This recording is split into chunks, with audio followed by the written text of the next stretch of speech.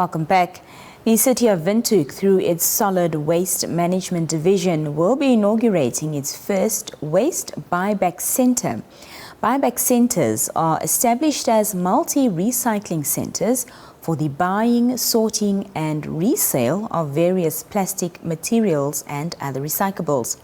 We're joined on the line now by Mr. Gideon Hengari from the Solid Waste Management Division Section Scientist, Research and Education at the City of Windhoek. Mr. Gideon, good evening and welcome to the show. Yeah, good evening, madam. Thank you for joining us. Thank you, yeah. Briefly talk to us about the Waste Buyback Centre. Yeah, maybe broadly, the City of Windhoek, jointly with the City of Bremen in Germany, implementing a project called Improving Solid Waste Management in Windhoek. This project is funded by the European Union to the value of 36 million Namibian dollars. And actually, the aim of the project, in a nutshell, is to contribute to the reduction of adverse environmental impact of the City of Windhoek in relation to the municipal waste management, in accordance with the 2030 Agenda of Sustainable Development, especially goal number 8, goal number 11, and goal number 12, that broadly speaks to the project. Mm-hmm. The project is implemented under 3 key outputs, which is to improve urban governance, number 2, to increase prosperity and innovation of the City of Windhoek, and the third one, to raise environmental awareness. Mm-hmm. So as part of output 2, we are expected to construct 2 waste buyback centers, and as you clearly alluded at the beginning, that one of the centers is completed, and the center is situated at Hans Dietrich Genscher, and the inauguration will take place next week, the 12th of April. The other waste buyback center will be constructed in Havana, because that's where the target audience is, the low-income areas. And we expect this center to be completed by June, July this year. Mm-hmm, mm-hmm. Briefly talk to us, Mr. Gideon, on the operational aspects created for the buyback centers. Yes, the operational aspect of the waste buyback center, our waste buyback center will function like any typical waste buybacks. We will buy waste or recyclables from communities out there, from individuals out there, from companies out there that are engaged into recycling activities. We will buy papers, we will look at plastics, bottles, cans, and anything that can be recycled. Actually, the operation, first, once you bring in your waste into the center, the team will weigh your waste as the various waste types that you have brought to the center.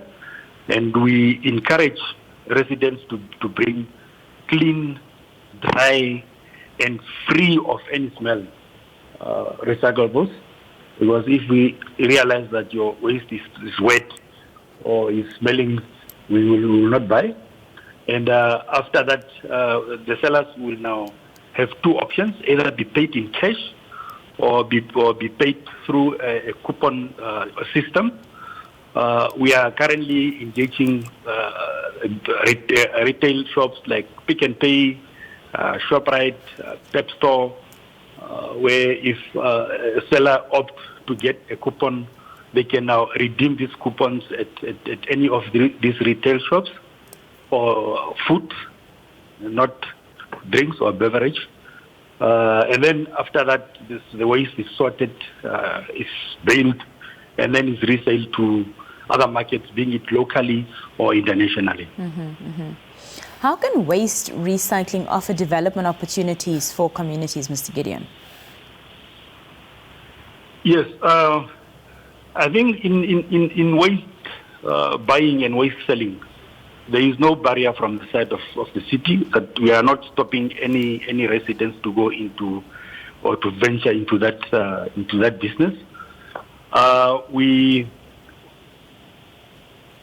are anticipating that once our waste buyback center is up and running, it will create a lot of opportunities in terms of poverty alleviation, jobs creation. We are also anticipating that smaller waste buyback centers, somewhere in the informal settlement, like myself, you can open your own mini waste buyback center where you will buy it from communities around and sell at the end of the day to the bigger communities or to the bigger waste buyback centers. We also anticipate that there will be opportunities for development in terms of job creation, in terms of living standard improvement. We also anticipate that our cities will be clean. People will run behind this waste. People will not pollute. People will not throw away waste. And we also anticipate that we will significantly reduce waste going to our landfill site, since a lot of recycling activities will happen at the household level, at industry level, at business level. Mm-hmm. You mentioned, of course, once an individual, a community, a company, whatever, brings their waste to the waste buyback centre, it is weighed. So, what weight limits exist for the recyclables that you would bring there, or to sell, or what margins are we working with? Currently, we are finalizing our standard operating procedures. So far, we're looking at 1,000 kg or 1 ton of waste that an individual can bring to the center. But we don't want to really block or disadvantage any other recycler out there who has been in a business, who is generating waste, not generating waste, but who is really recycling. Because we know that we want to reduce waste going to the landfill site. So we are looking into really having a threshold of a certain tonnage of what an individual or company or resident can bring to the center. Because you cannot keep waste for long because it will be contaminated. So once you take in large volume of waste, or once you buy in large volume of waste, it must automatically be sold out as quickly as possible to the outside market. Otherwise, you will be having heaps and heaps of recyclables that you cannot be able to sell at the end of the day. It is a bit unrealistic that a household would have 1 ton of waste to come and recycle. Yeah, but for a recycling business or for a smaller recycling company, is very realistic. Talk to us about the opportunities and value-adding activities that exist within the buyback centre in terms of the recycling industry. Yes, I think in the beginning I indicated output 2 that talk to increase prosperity and innovation. I think as part of this, we are trying to look into new business models in the sector of waste recycling. Under the project, we are very fortunate that EU also part of this recycling initiative funding around 6 incubator startups. So these are people that take any recyclables and make something out of it, being it an art or craft. And our target audience again will be in the low-income areas. So one of the value-adding activity is now the upcycling, like I call it, where smaller entrepreneurs or incubators will be supported for a period of 12 months through funding, through marketing of their products that they have made from the recyclables.